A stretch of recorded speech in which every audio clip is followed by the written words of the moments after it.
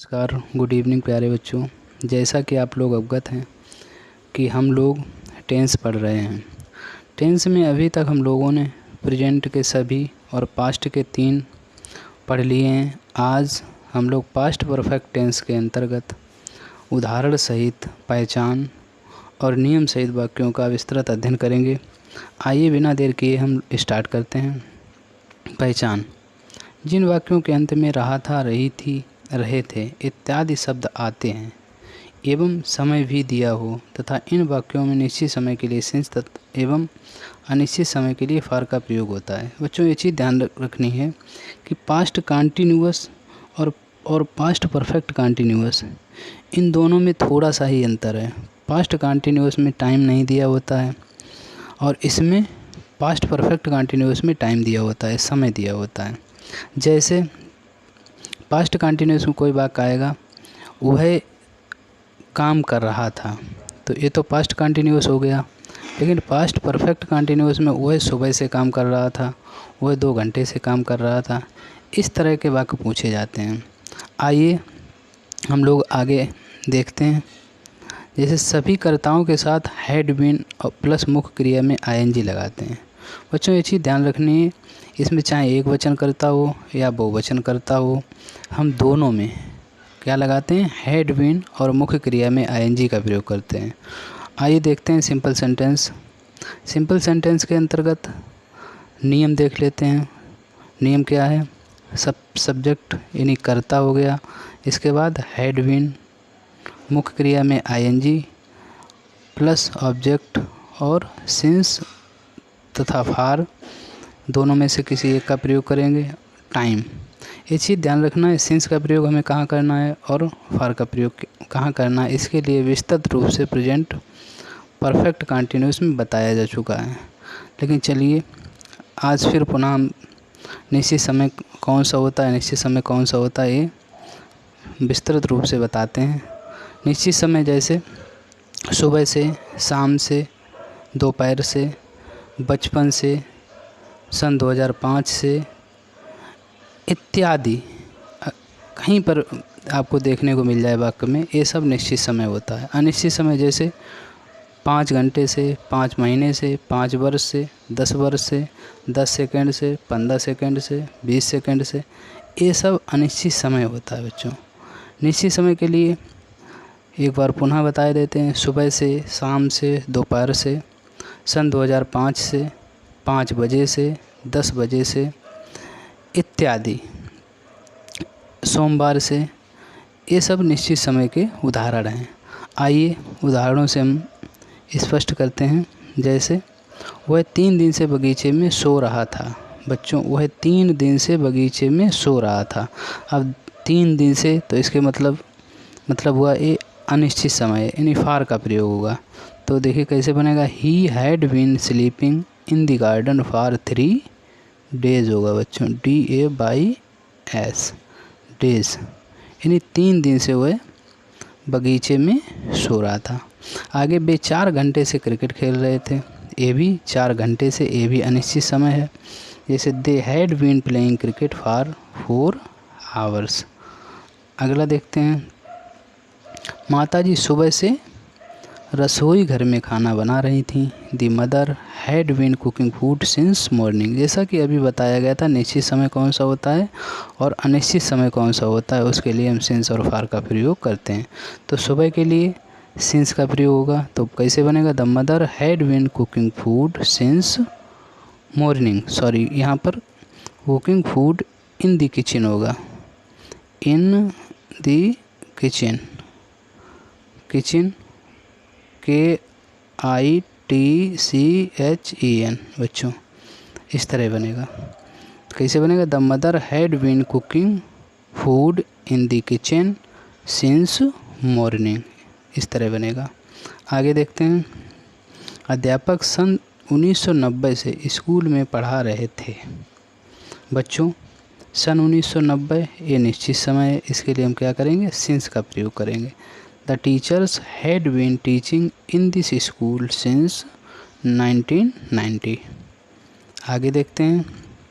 Negative sentence में बच्चों केवल नॉट बढ़ा देते हैं, हैड नॉट बीन, और साधारण वाक्यों की तरह ही हम इसे भी बनाते हैं। जैसे आइए उदाहरण देखते हैं।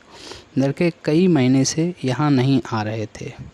देखें, नियम के अनुसार the boys had not been coming here for many months, यानी कई महीने के लिए हमने क्या लगाया, फॉर मैनी मंथ्स। आगे देखते हैं। लड़कियां कई दिन से इस बगीचे में फूल नहीं तोड़ रही थीं। अब लड़कियां, the girls had not been plucking flowers in this garden for many days, यानी कई दिन के लिए मैनी डेज लगा दिया। आगे देखते हैं। मीना सुबह से इस बगीचे में नहीं खेल रही थी। देखते हैं, Meena had not been playing in this garden, सुबह से के लिए सिंस मॉर्निंग बच्चों। आगे देखते हैं। वह बचपन से लखनऊ में नहीं रह रही थी। अब बचपन से के लिए ये भी निश्चित समय है। She had not been living in Lucknow since childhood बच्चों। आगे देखते हैं। इंटेरोगेटिव सेंटेंस, इसे ध्यान देने की बात है बच्चों। इसे कई बार बताया भी जा चुका है कि यदि वाक्य के प्रारंभ में क्या शब्द आए तो हम वाक्य को बनाते समय सहायक क्रिया का प्रयोग करते हैं। अब जब हम पास्ट कंटिन्यूअस बना रहे हैं तो सहायक क्रिया इसकी क्या है, हैड। आइए देखते हैं नियम क्या है इसका। हैड सबसे पहले लिखेंगे, इसके बाद सब्जेक्ट कर्ता लिखेंगे, और फिर इसके बाद बीन लिखेंगे। इसके बाद मुख्य क्रिया में आईएनजी, ऑब्जेक्ट, सिंस या फॉर, निश्चित अनिश्चित समय को ध्यान में रखते हुए, और फिर टाइम होगा। आइए, क्या पिताजी 2 बजे से कमरे में सो रहे थे। अब 2 बजे से एक निश्चित समय है, तो had the father been sleeping in the room since 2 o'clock बच्चों ये बनेगा हैड द फादर। अब नियम के अनुसार क्या पहले आया तो हैड पहले लगेगा। इसके बाद कर्ता पिताजी, द फादर हो गया, been sleeping in the room since 2 o'clock। आगे देखते हैं। क्या लड़के सोमवार से क्रिकेट खेल रहे थे। Had the boys been playing cricket since Monday. आगे देखते हैं। क्या माताजी शाम से खाना बना रही थीं। देखिए, had the mother been cooking food since evening बच्चों, सिंस इवनिंग निश्चित समय के लिए सिंस का प्रयोग होगा। क्या दादाजी सोमवार से अपना काम कर रहे थे। Had the grandfather been doing his work since Monday, यानी सोमवार से। आगे देखते हैं। इंटेरोगेटिव एंड नेगेटिव सेंटेंस, इसमें बच्चों केवल कर्ता के बाद नॉट जुड़ जाएगा, बाकी का वैसा ही रहेगा। जैसे आइए देखते हैं। क्या राम सन 2005 से इस शहर में नहीं रह रहा था। तो कैसे बनेगा, had Ram not been living in this city since 2005। आगे देखते हैं। वह पिछले 5 वर्षों से प्रतियोगी परीक्षा की तैयारी नहीं कर रहा था। तो कैसे बनेगा, सबसे पहले हैड लगेगा, फिर कर्ता हो गया ही, फिर नॉट, फिर बीन प्रिपेयरिंग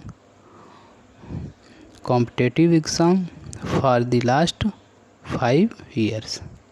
बच्चों कैसे बनेगा, had he not been preparing competitive exam for the last 5 years, इस तरह बनेगा। आगे देखते हैं। क्या आकाश सुबह से नहीं सो रहा था। कैसे बनेगा, had Akash not been sleeping since morning. आगे दूसरा वाक्य देखते हैं। क्या मैं 3 वर्ष से अंग्रेजी नहीं सीख रहा था। कैसे बनेगा, had I not been learning English for 3 years। बच्चों 3 वर्ष अनिश्चित समय, इसलिए हमने फॉर का प्रयोग किया है। आगे देखते हैं। WH टाइप इंटरोगेटिव सेंटेंस, बच्चों ये चीज़ देखना है। यदि वाक्य के बीच में प्रश्नवाचक शब्द, अभी हमने क्या देखा था, वाक्य के प्रारंभ में तो हमने सहायक क्रिया का प्रयोग किया था। यहाँ वाक्य के बीच में प्रश्नवाचक शब्द क्या, क्यों, कब, कहाँ, कैसे, कौन इत्यादि आए तो इसकी अंग्रेजी हम सबसे पहले लिखते हैं। जैसे देखिए नियम, WH टाइप वर्ड होगा, हैड होगा, फिर सब्जेक्ट, फिर बीन, फिर मेन वर्ब में ING, ऑब्जेक्ट, और सिंस या फॉर निश्चित अनिश्चित समय का ध्यान रखते हुए लगाते हैं। जैसे आइए, लड़कियां रविवार से स्कूल क्यों जा रही थीं?